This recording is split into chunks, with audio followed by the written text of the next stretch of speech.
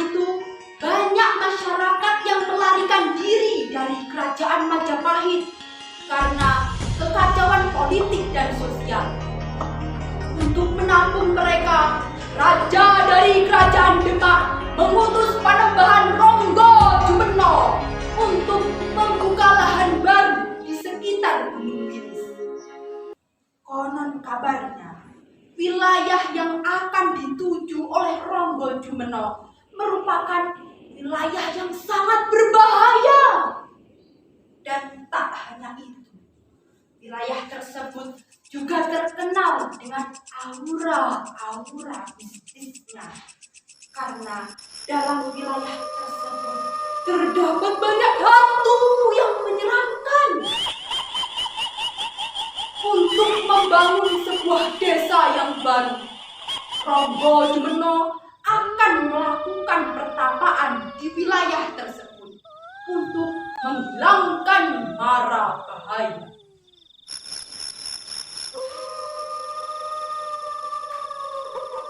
Tuhan yang Maha Kuasa, yang telah menciptakan alam semesta ini, hamba mohon perlindungan-Mu untuk melindungi hamba dan para prajurit hamba agar terhindar dari mara bahaya. Hamba percaya atas kekuasaan dan perlindungan-Mu. Dalam proses pertapaannya, terdapat banyak hantu-hantu yang merasa panas karena merasa rumahnya telah dirusak oleh Ronggo Jumeno. Namun yang paling banyak adalah hantu-hantu yang berangan di sebuah pohon. Namun Ronggo Jumeno tak pernah terkecoh oleh godaan hantu tersebut. Hingga Ronggo Jumeno menyelesaikan pertapaannya. Ketika Ronggo Jumeno akan berdiri, Ronggo Jumeno terkejut karena di depannya banyak terdapat hantu yang berwajah menyeramkan. Ronggo Jumeno, engkau telah merusak tempat tinggalku.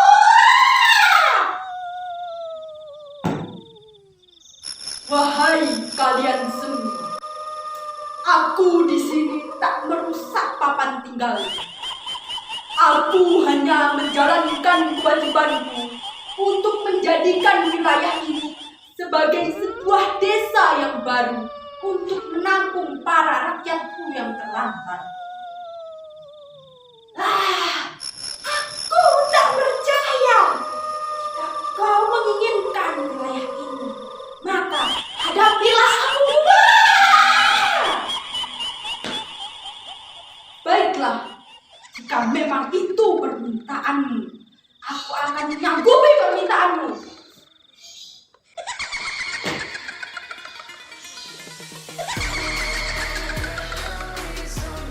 Bismillahirrahmanirrahim. Ya, ya, ya. Dengan senjata keris yang telah dibuat oleh Ki Ujang, Ronggo Jumeno berhasil mengusir para hantu tersebut dan memberi nama wilayah itu sebagai Wono Asri, yang artinya hutan yang damai. Sedangkan keris yang digunakan oleh Ronggo Jumeno dinamakan sebagai keris Tundong Medhi Ayun. Tundong yang artinya pengusir, Medhi yang artinya hantu, dan Ayun yang artinya berayun-ayun. Karena ketika Ronggo Jumeno melakukan babat tanah Madiun, terjadi banyak hantu yang berayun-ayun di pohon-pohon. Setelah wilayah Wono Asri menjadi wilayah yang damai dan ramai penduduk, tiba-tiba terdengar kabar bahwa Sultan Trenggono, Sultan Demak yang ketiga, telah gugur dalam medan pertempuran. pertempuran karena usahanya yang ingin menaklukkan Pasuruan. Hal tersebut memicu timbulnya perang antar saudara antar keturunan daerah-daerah Demak. Sultan Prawarta juga gugur dalam pertarungan tersebut. Tinggallah Pangeran Hadirin dan Pangeran Adiwijaya yang merebutkan tahta. Atas restu Sunan Kudus, Pangeran Adiwijaya ditetapkan sebagai Sunan dan mengangkat Kerajaan Pajang sebagai pusat pemerintahan.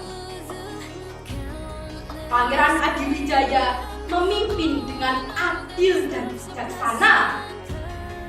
Setelah Pangeran Adiwijaya mangkat karena usianya yang telah tua, pusat pemerintahan berpindah di Kerajaan Mataram yang didirikan oleh Panembahan Senopati.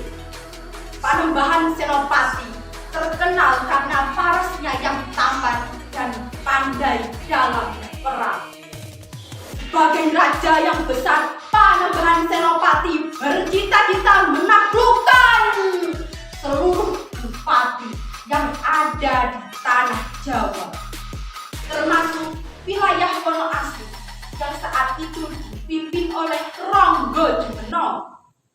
Namun, wilayah Wonoasri menolak tunduk pada Kerajaan Mataram dan mengubah nama menjadi Purabaya. Panembahan Senopati telah melakukan peneguan dua kali, namun alhasil gagal lagi. Dalam peperangan yang ketiga, Panembahan Senopati menyiapkan langkah-langkah dan siasat yang sangat strategis sehingga dapat meruntuhkan wilayah Purabaya dan mengambil alih keris Tundung Mediun dari tangan Raden Ayu Retno Dumilah yang merupakan putri dari Pangeran Timur atau Panembahan Ronggo Dimeno. Sejak saat itu, Panembahan Senopati mengubah wilayah Purabaya menjadi wilayah Madiun yang diambil dari kata keris yang telah direbutnya, yaitu keris Tundung Mediayun. Hingga saat ini, wilayah Madiun berkembang menjadi wilayah yang aman, makmur, dan sentosa sampai